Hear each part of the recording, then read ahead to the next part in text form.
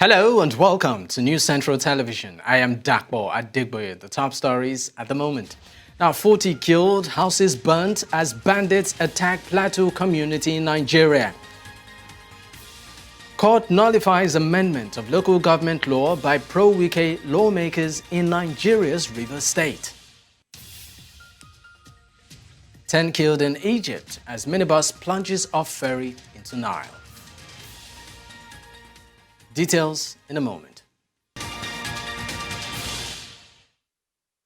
News Central now at this hour begins in Nigeria, where about 40 persons have been said to have died after unknown gunmen suspected to be bandits in Zurak village, Bashir district, in Wuse local government area of Plateau State. The attack, which left many locals injured, also recorded many houses burnt beyond repair in the well-known mining site. Now, despite of the incident, details of the incident are still sketchy, but Safi Sambo, who is an eyewitness, said the gunmen entered the village at about 8 o'clock on Monday night on motorcycles and started shooting sporadically. According to Sambo, villagers had fled to neighboring villages for safety, adding that the incident was not quickly reported to the security because of poor road and communication network in that area. However, no security agency has given details of the incident, but as developments unfold, we will bring you details in our subsequent bulletins. Meanwhile, burial activities are currently ongoing for victims of the Monday night attack at Wase local government area of Plateau State. Gunmen were said to have invaded the village of Zurak, Bashir district of Wase local government area, which is known to be a very lucrative site for mining. Sources say among those killed were local vigilantes who kept watch for the security of other community members, according to News Central's Chizoba Anyonwe. As at the time of filing this report, there is still no official statement by security agencies regarding details behind this act of inhumanity. Let's also tell you that the Nigerian Army has handed over to the Plateau State government over 300 civilians who were rescued in the infamous Sambisa forest, where they were taken to after being abducted over 10 years ago. This is to ensure rehabilitation as family tracing, among others, for the rescued persons, which is considered a significant victory in the fight against terrorism in the region. Now, News Central's Umaru Kirawa brings us updates from the Sambisa forest. In the heart of the Sambisa forest, the Nigerian army took another decisive blow at the heart of terrorism and insurgency in Nigeria. No fewer than 386 persons, mostly women and children, were rescued in the Sambisa forest. This is operation to clear Sambisa of the remnants of the Boko Haram, in fact all the terrorists available. Our effort is to ensure that we clear them, give more rooms for those who want to resign, retire or surrender. It was a daring raid deep into the dusty trenches of the Sambisa forest by the troops. The forest used to be a no-go area with an unpredictable terrain. We have rescued some of the civilians, we have recovered some of our equipment, and they are going to serve us. No, they are a plus. The army has handed over 350 of the rescued persons to the Borno State government for rehabilitation and subsequent family tracing, among others. What you are witnessing here today is the outcome of a partnership that has been well coordinated. It's a usual process for us to receive vulnerable women from the Nigerian army and took them to Bulunkutu for MHPSS and proper documentation. This recent development has offered a glimmer of hope for those impacted by the years of instability.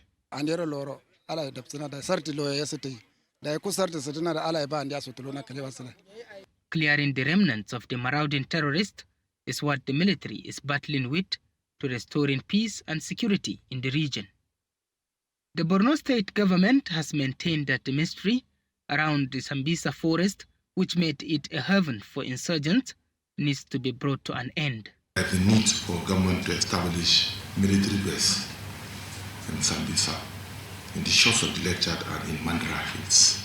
Our borders are so porous. It might take some time, according to many, but the resilience of the armed forces in combating insurgency and their dedication to bring it to an end indeed offers real hope. In Maiduguri for News Central, Umoru Kirawa. Nnamdi Kanu, leader of the banned Indigenous People of Biafra, IPOB, caused a stir at the Federal High Court in Abuja after his bail request was denied. Kanu, detained for alleged treasonable felony, sought bail or transfer from the Department of State Services to prison or alternatively house arrest. Judge Binta Nyoko rejected his plea, advising him to appeal. She ordered the DSS to allow Kanu access to his lawyers and a doctor of his choice in a clean environment. Now, Nyoko warned that repeated similar applications by Kanu's legal team would be seen as judicial abuse. To discuss this, we are joined by legal practitioner Stanley Negbenebo. Of course, thank you for joining me on the news at this time, Stanley. Yeah, good afternoon. Good afternoon. Now, let's talk about the legal implication of this particular denial of Kanu's bail request. I mean, this issue has been ongoing for quite some time. What do you make of it?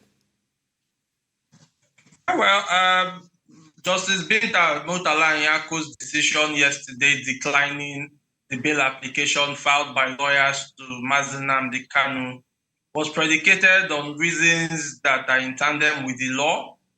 If you carefully look at the dictates of all of what she said yesterday, first and foremost, this is someone who had been granted bail before and he was nowhere to be found after a while. Basically, that means he became a flight risk having jumped bail before. An application for a bail a second time, though legally allowable, but I don't think it met the conditions precedent for such. More importantly, the sureties that actually had guaranteed him at first on bail have withdrawn their suretyship. Therefore, the bail had nothing to stand upon and therefore had to fall like a pack of cards. As it relates to whether or not they could bring similar applications, yes, the law allows you to apply for bail as many times as possible, but not on the same grounds, not on the same issues. Hence the justice's statement that any other application should be taken to the higher courts at the appellate level. Therefore, it's a step in the right direction. All right. Now, how might Judge Binta Nyako's directive for Kanu to have access to his lawyers and a doctor impact his legal strategy and also the conditions of his detention? Well, if you look at the charges that have been proffered against him, these are charges that border against terrorism, that border around national security. I'm sure it's a deliberate decision to keep him in the custody of the Department of State Security because of the volatility of how jailbreaks have happened in prison custodies recently. As to whether or not he's entitled to all of what the court has granted him, yes, I agree. Constitutionally, you have and you must always have your access to your lawyers. Of course, maybe with supervision, but not as stringent as the DSS facility seems to be like.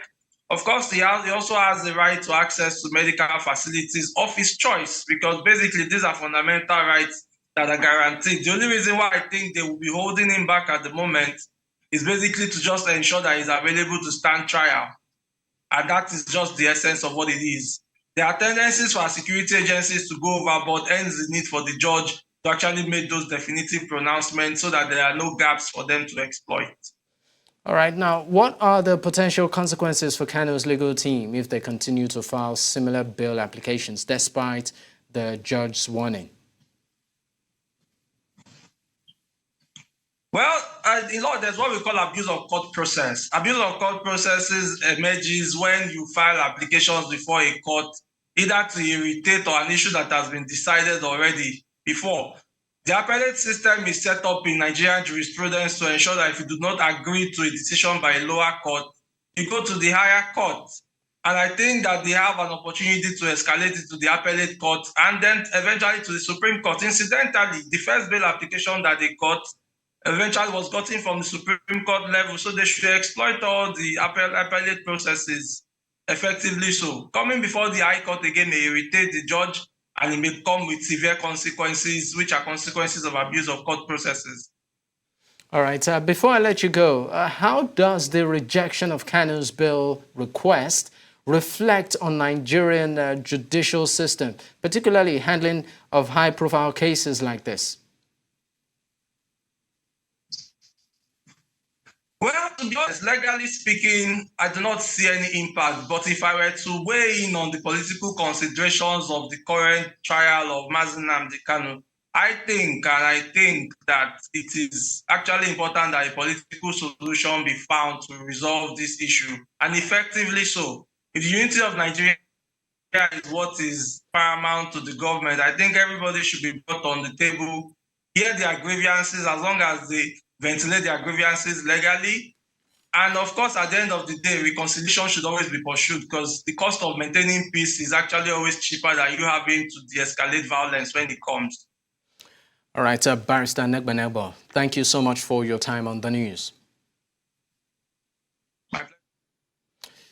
We now head to Rivers State, where the State High Court has invalidated the amended local government law proposed by the Martin Amaole faction of the Rivers State House of Assembly. The ruling was delivered in a suit numbered PHC 1320 CS 2024, which challenged the extension of tenure of local government chairmen for 6 months after the expiration of their term.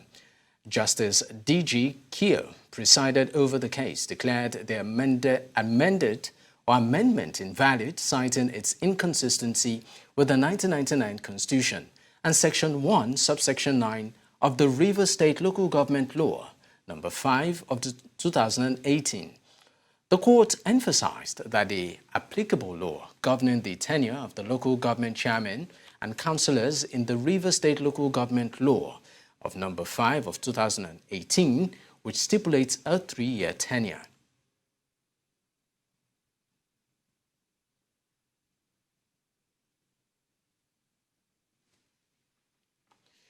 Still staying in Rivers State, the chairman of the opposition All Progressives Congress Party in Rivers State, Chief Tony Okocha, has accused the state governor, Sim Fubara, of being part of the problem in the state's polity. In an exclusive interview with News Central Television, Okocha applauded Fubara's decision to probe governance in the state, but questioned how the governor plans to carry out the undertaking, seeing that he was part of the governance he intends to probe. The other thing again is that I do not also know how the governor today, if his intention is to probe the immediate past governor, how he can possibly absolve himself from complicities. He was Director of Finance and Administration, Government House, that's DFA. He was Permanent Secretary in charge of Finance, Government House. He was Accountant General of the state. And it's talking about financial malfeasance. So how will he, be completely absorbed? Either one way or the other, his name will be mentioned. Let's go on a quick break. When we return, we have more stories. Stay with us.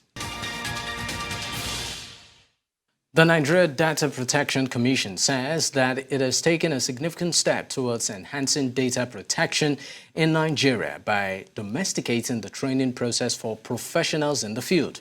The Commission, doing the presentation of a license certificate to the Institute of Information Management in Abuja, says that this demonstrates its commitment to advancing data protection compliance in the country.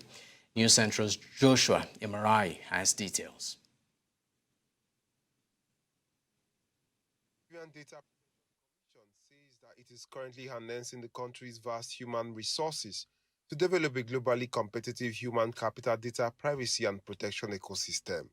The Commission, as part of its effort to achieve this milestone, has awarded a license certificate to the Institute of Information Management, empowering them to conduct examination and certify aspiring data protection professionals in the country. 4 organizations applied. We did the evaluation. We invited them for presentations, and we are choosing the best. And they've gone through a lot of technical sessions with us, evaluating the platform they're going to use. We are looking at a way that this process will become a Pan-African initiative, whereby data professionals, when they have the national certification process that we have in Nigeria, they're going to practice in any part of Africa. Reacting to the gesture, the Institute of Information Management pledged its commitment to spare no effort in becoming Africa's leading certification platform. In closing, I want to assure the NDPC, the National Commissioner, and Nigeria that we will not disappoint. We will put in our best, as usual, to evolve as the best certification platform for data protection in Africa. And you can be rest assured that IIM will deliver as promised. The Commission also affirmed Nigeria's readiness to host the 10th edition of the Network of African Data Protection Authorities Conference. About 25 African countries with their data protection authorities will be coming to Nigeria for their 2025 annual general meeting, which is the 10th one.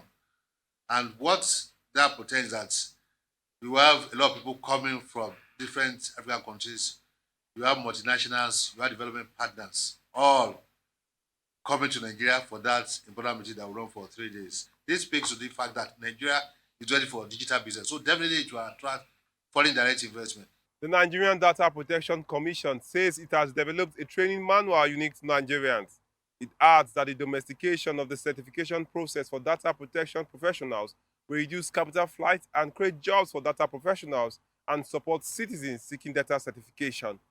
In Abuja for News Central, I am Joshua Imarayi. Away from that, the House of Representatives Committee on Finance has threatened to sanction some agencies which have refused to appear before the committee to render account of their revenue profile and accurate remittances to government. The Vice Chairman of the committee, while speaking at the resumed hearing of the committee's revenue monitoring exercise in Abuja, says that it will compel the Accountant General of the Federation to block their accounts and ensure they abide by the dictates of the committee. He says that 8 agencies were invited and only 2 appeared.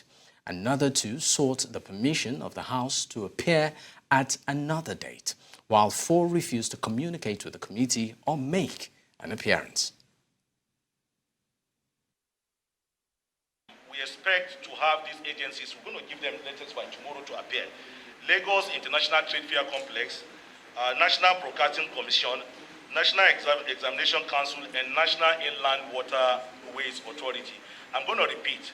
We expect them to cause appearance by tomorrow. Lagos International Trade Fair Complex, National Broadcasting Commission, National Examination Council, and National Inland Waterways Authority. If by tomorrow these agencies fail to appear before this committee by 12 o'clock tomorrow, the committee will resort to take appropriate actions. In fact, we can even take the decision of authorizing Office of the Accountant General to block their accounts.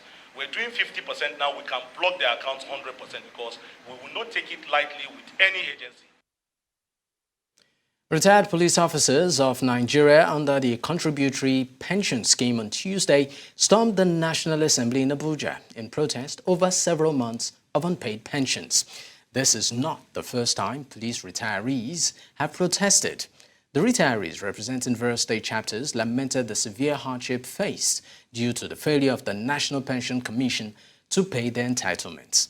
The retired police officers are urging the federal government to remove them from the contributory pension scheme.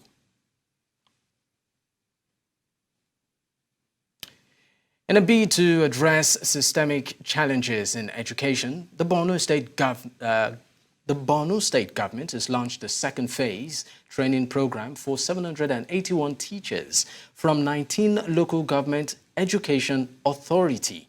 The initiative, held at Umar ibn Ibrahim El Khamenei College of Education, Science and Technology, Bama, aims to elevate teaching standards and also revitalize the state's educational system. Now, News Central's Omar Kerawa completes the report. coupled with the Boko Haram insurgency, the sorry state of our public schools, and low standard of education has denied millions of our children the chance to meet their potentials, thereby contributing some of the challenges we are facing today. The Shehu of Bama, a first-class traditional leader, narrating the situation in the educational sector in Borno. Amidst concerns over educational deficiencies in Borno, the state government is taking steps to improve the situation. Yes, we are complaining before because we know that we have already do the exam and we did what we already do, but after us they said that we did not pass. Most of them, they failed the examination. So the Excellency observed that the teachers need a training. As a result of that, he introduced this program again to give them another opportunity. Has the government upgrading the teachers, and still we are hoping that government will look after the FUVIs to build the schools, the furnitures and the rest. The 3-month training for 781 teachers from 19 local government education authorities is taking place in Bama town. This strategic location was chosen to ensure the program reaches educators in even the most remote parts of the state. Let us unite in our endeavor to advance education in our state, guided by the principles of integrity, excellence, hard work, and meritocracy. The training covers a wide range of topics, including teaching methodologies, classroom management, among others. We are committed to merit, competency, and due process in addressing the long-standing challenges the teaching profession in Borno State is facing. We acknowledge the effect of policy negligence, and we resolve to overcome those obstacles. The state deputy governor flagged off the training exercise for the teachers with the handing of over 700 million naira check. As the state continues to recover from the effects of the insurgency, this teacher training program is seen as an important step in rebuilding the education system and ensuring that Borno's children have access to quality learning opportunities. In Bama for News Central, Umaru Kirawa.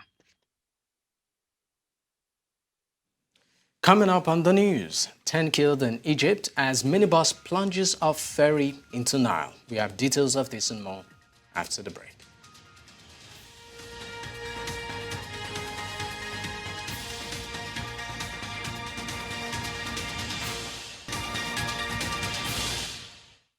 News Central now continues in North Africa, where at least 10 persons have died in Egypt when a minibus plunged off a river ferry and into the Nile, north of Cairo on Tuesday. The Health Ministry spokesperson, Hossam, who confirmed the figure, said the death toll might rise. According to local media reports, the driver who had released the handbrake was arrested while trying to flee.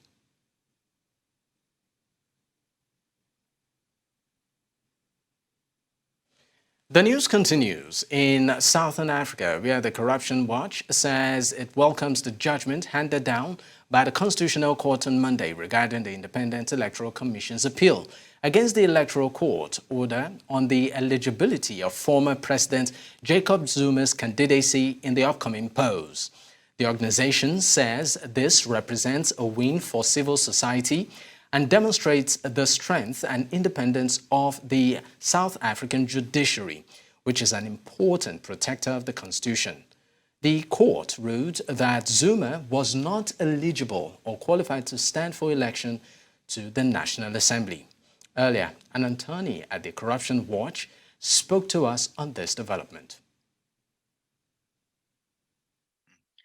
The court allowed for robust engagement from both the applicants as well as appellants as well as the respondents and the amici curiae, the friends of the court. And what the court's ruling does is that it really underpins how important it is for elected officials to respect the rule of law, to uphold the rule of law, and to promote the rule of law. By saying that, it also requires that the lawmakers or politicians and members of the legislature should then are bound by the law and are also expected to respect the various institutions involved in its process, so respecting the judiciary and respecting the other arms of the state.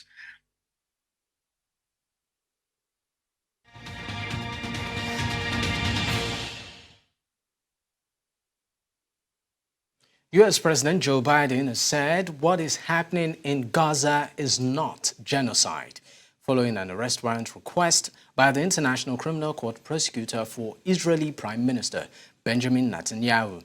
The U.S. president branded the warrant request as outrageous. He said American support for the safety and security of Israelis is ironclad.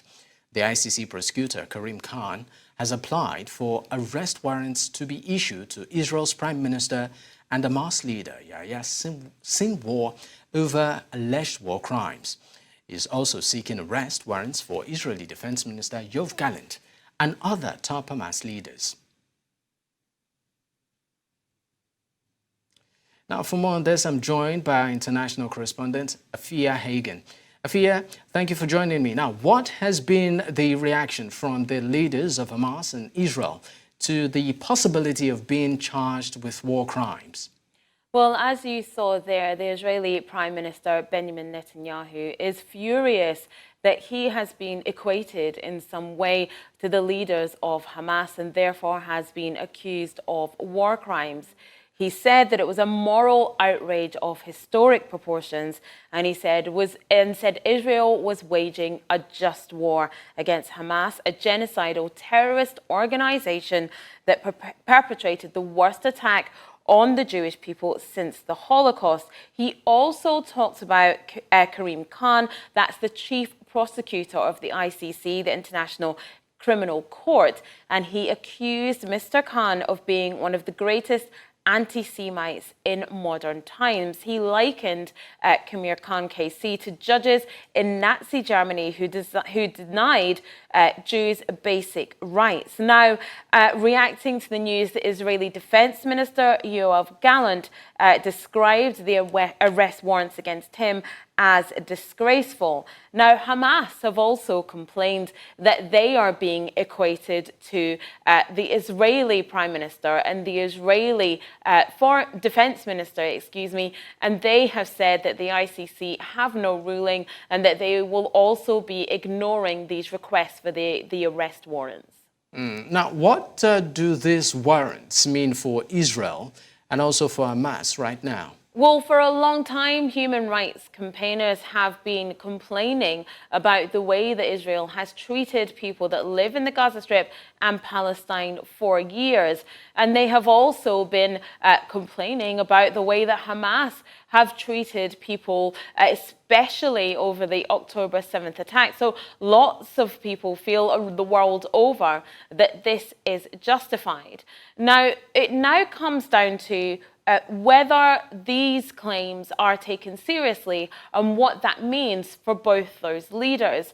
So if they are, these arrest warrants go through, it will be very difficult for Prime Minister Benjamin Netanyahu and Yoav Gallant, the Defense Minister, to be able to travel around the region to any of the countries that support the ICC's request for these arrests to go ahead, any countries that sign them, because they will be at risk of being arrested. Now, Israel isn't a signee of that ICC ruling.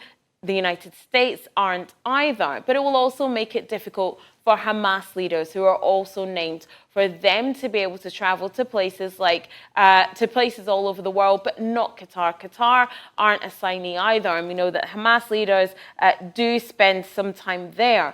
So the difficulties could be in travel. The difficulties could be in them facing arrest warrants, but it also puts these leaders, in the same category as people like Vladimir Putin, the Russian president, and Muammar Gaddafi of Libya. These were people who were wanted by the ICC, who have been told that they are accused of war crimes. The Russian president cannot travel to certain countries because of that. Muammar Gaddafi couldn't either before his death. So for Prime Minister Benjamin Netanyahu especially, he's furious that this ruling seems to put him in the same breath as people like Vladimir Putin and Muammar Gaddafi. How likely is it that this prosecution will go ahead? And that really is the question on everybody's lips. Is this going to go ahead? How likely? So you now have a panel of judges on the ICC that are going to consider this request, and that's countries all over the world. But like I said, Israel is not a signee of that request of the ICC, doesn't have to sign these things off, and neither does the United States. So that could be a saving grace for Israel. Now they have to look at the judgment, look at all the evidence and the documents that Kamir Khan KC has put together. He's interviewed survivors from the October 7th attacks. He's interviewed people within Gaza as well.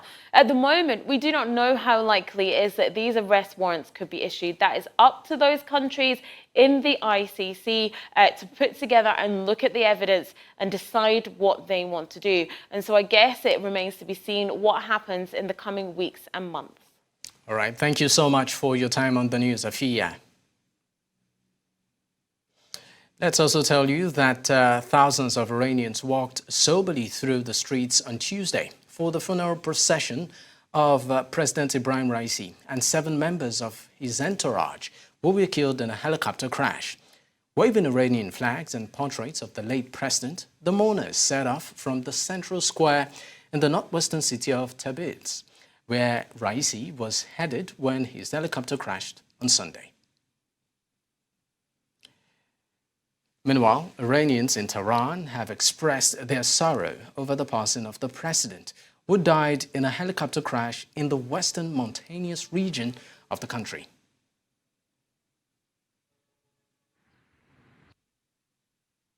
نظر ما اینه که این خبر شنیدیم خیلی ناراحت شدیم. رئیس جمهورمون خیلی رئیس جمهور خوبی بود. خدا رحمتش کنه. بسیار ناراحت شدیم از خبری که رئیس جمهورمون هواپیماش سقوط کرد و وزیر امور خارجه‌مون هم خیلی بسیار مرد خوبی بود. برای کشورمون خیلی بسیار زحمت کشیدن و این خبر واقعا ناراحت کننده بود. ایشالله کسی جاگزین بشه که حداقل جبران بشه. ما انتظار داریم از رهبر معظم انقلاب اسلامی ایران کسی رو انتخاب کنه که ایشالله برای مردم کار کنه و طبقات ضعیف رو درک کنن. همین، یعنی اینا رو باید ایشالله یه برنامه ریزی باشه که یه آدم جاگزینی باشه که در حد قواره آقای رئیسی باشه. من به عنوان یک ایرانی برای کشورمون رئیس جمهورمون خیلی زحمت کشیده و برای شهادت سر خیلی ناراحت هستیم. واقعا از ته دل میگم که خیلی ناراحت هستیم که رئیس جمهورمون برای کشورمون که انقدر زحمت کشیدن دیگه بینمون نیستن. دکتر رئیسی واقعا خدمتگزار خوبی برای مردم بودن. قشنگ میدونستن که درد جامعه چیه، درد ملت چیه، میخواستن اینا رو رفع و رجوع کنن، ولی متاسفانه دیگه اجل مهلتشون نداد و متاسفانه به شهادت رسیدن. با اینکه در حین خدمت به مردم هم به شهادت رسیدن. As Iran deals with the aftermath of President Ibrahim Raisi's unexpected passing at a time of heightened regional tensions and internal unrest, funeral processions for him have started across the country on Tuesday. 5 days of national mourning have been designated by Supreme Leader Ayatollah Ali Khamenei in honor of Raisi, Foreign Minister Hussein Abdurrahman, and also 6 other persons who perished in the helicopter crash that occurred on Sunday in a remote area in northwest Iran. The incident wiped out 2 of the Islamic Republic's key political figures, raising questions about its leadership beyond Khomeini, its ultimate authority. Meanwhile, the crash of the helicopter carrying the Iranian president has raised several questions about its causes, whether it was accidental or deliberate, and the delays in finding the wreckage and announcing the fatalities, which took about 16 hours.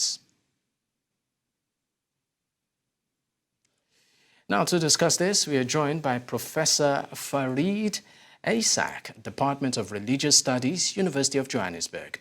Thank you for joining me. Now, how do you think the Iranian people will remember the late president, and what legacies do you think he left behind?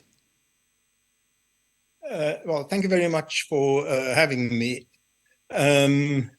Look, you know, the way the leadership is structured in Iran, Raisi, or Ayatollah Raisi, he was indeed the president of the country, but in Iran, it isn't the president that has the most power. It is really invested in the leader of the revolution. In this case, it is Ayatollah Khamenei. And so, yes, I mean, he was a significant person in Iran, but rather in relation to how presidents function in other parts of the world, he wasn't really nearly that influential. And so the system in Iran, it's a very stable system. I mean, they've had the same stable of governing for the last 40 years already. And given this, the stability that comes with it, I mean, within 50 days, the Iranian constitution says a new president will be elected. And it doesn't leave much to chance, because the assembly of experts that governs the country, it's a limited amount of people who are all ideologically very much on the same page. And so politically, for the Iranian people, there's going to be no serious consequences that emerges from the death in this accident of Ayatollah Ibrahim Raisi. Also, just a follow-up to that, how will Raisi's death impact the power dynamics within the Iranian government and also the Islamic Republic's leadership structure? Well, it's going to impact on it, and as I said, not very consequentially. There is now space for another president to emerge, and this president, of course, will be elected by the Iranian people.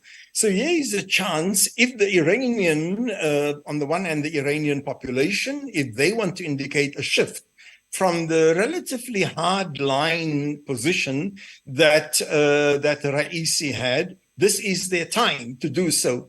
And on the other hand, the senior leadership in government, they actually determine who is eligible to be a candidate in the elections. And so to some extent, the outcome of the elections are going to be prejudged, because the body of experts, the Majlis Khobaran, that they call, this body of experts, they will make a very small pre-selection of candidates, and they will exclude from the ranks of eligibility anybody that has a serious ideological or a different kind of agenda than what the current ruling party has. And so the people that will be eligible for election will be very, very few, and leaders would make sure that they offer no real change. And so while the electorate has something to say, the electorate is very limited in who they can choose. So in this regard, I don't think that we can expect any significant change for the Iranian people, neither for that matter for their foreign policy.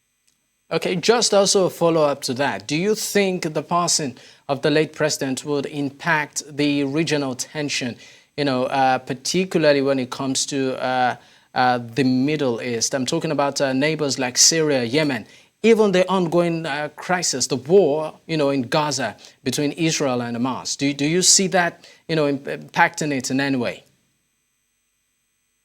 I'm afraid not, because the policy of the Iranian government, it is driven by the leadership that in the form of the supreme leader, Ayatollah Khamenei, brought by him, and then different kinds of security or military entities which are also under his leadership. And so nothing will change under his leadership. Now, of course, what will happen is that Iran will be more keen to demonstrate to the world its stability.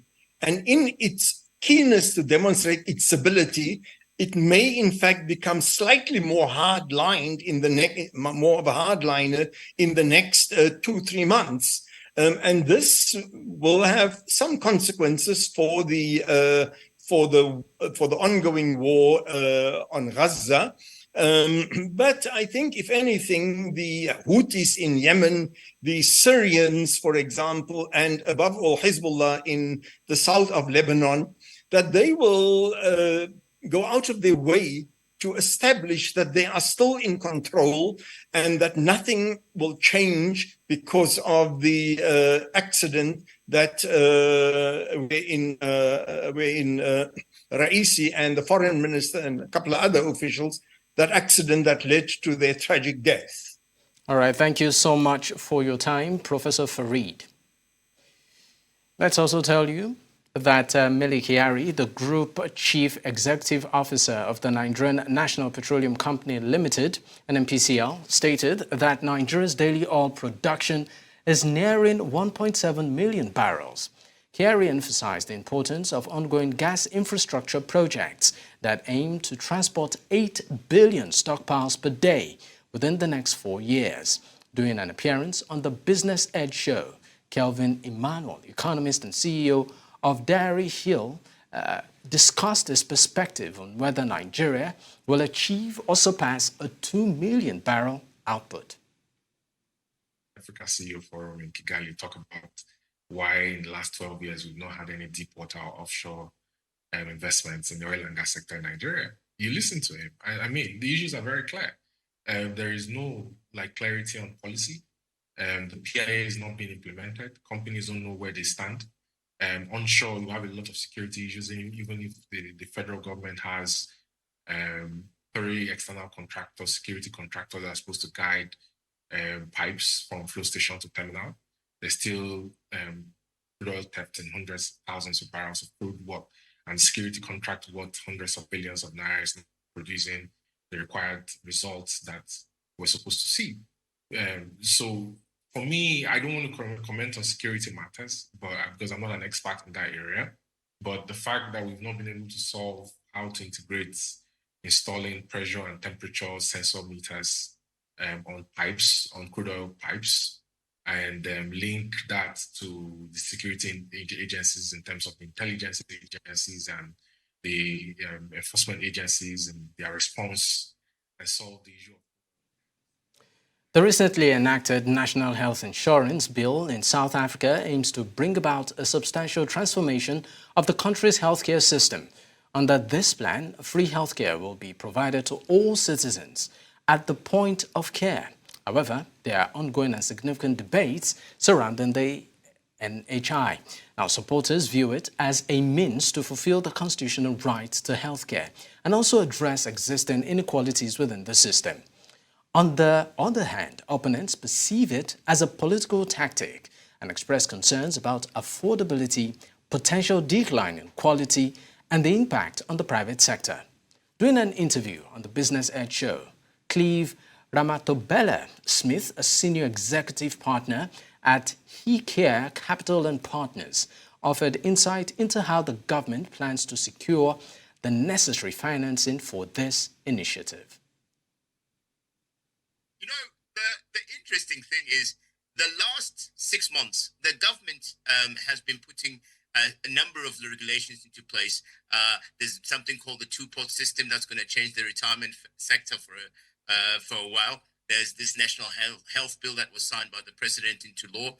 So there's been it seems like they're saying that there's a push for certain legislations to be changed in the favor of the ruling party, because come next week, just 8 days away now, 29 May is going to be elections. And obviously these things are critical in this political environment that we're in.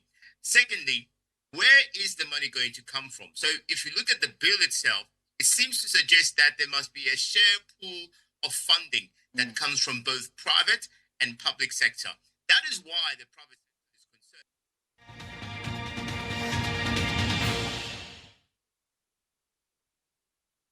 Let's move to sports. Toni Kroos, the German international midfielder for Real Madrid, announced his retirement from professional football after Euro 2024. Starting his career in Bayern Munich youth team, Kroos later joined Real Madrid, contributing significantly to their success over the past decade.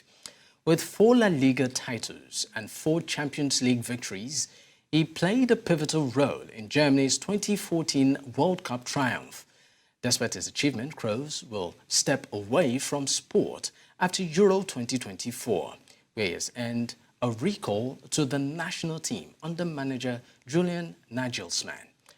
Real Madrid concludes their La Liga campaign against Real Betis before the Champions League final against Borussia Dortmund at Wembley on June 1st, a match airing live on TNT Sports. A win will secure Kroos his 5th Championship League title, matching Cristiano Ronaldo's record.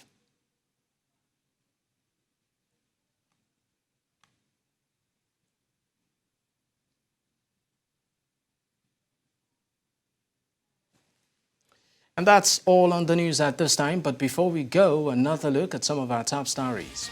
We told you that 40 killed, houses burnt as bandits attack Plateau community in Nigeria. We also told you that court nullifies amendment of a local government law by pro-Wike lawmakers in Nigeria's River State. 10 killed in Egypt as minibus plunges off ferry into Nile. Don't forget to send in your eyewitness report to the WhatsApp number on the screen. You can also follow us on social media. We are at News Central TV. You can watch us live across these platforms: DSTV, channel 422, Star Times, channel 274, Avo TV, and YouTube. Many thanks for watching. I'm Dakbo at Digboyi. Bye for now.